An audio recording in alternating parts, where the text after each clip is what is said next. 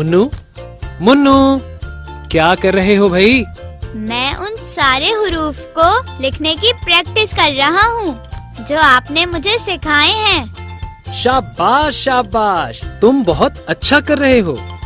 याद रखो मुन्नू, अगर हम प्रैक्टिस करते रहते हैं तो हम कभी भी भूलते नहीं हैं और अच्छा काम करने लगते हैं। आज आप मुझे क्या सिखा रहे हैं? आज हम ये लिखना सीखेंगे। देखो, कुछ जाना पहचाना है। हाँ, रे, रे और जे जैसा है। खूब पहचाना मुन्नू, ये इन्हीं जैसा है। ये है और इसकी आवाज श है। श।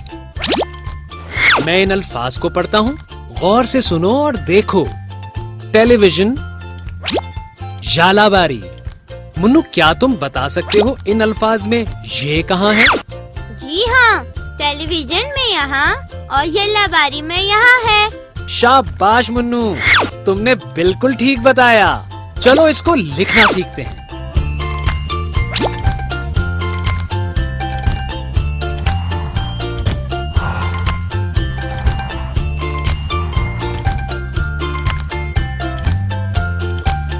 दोस्तों, मुझे उम्मीद है मेरी तरह आप भी लिखना सीख गए होंगे। आसान था ना? चलें, अब वीडियो को पॉज करें और खुद से लिखने की कोशिश करें।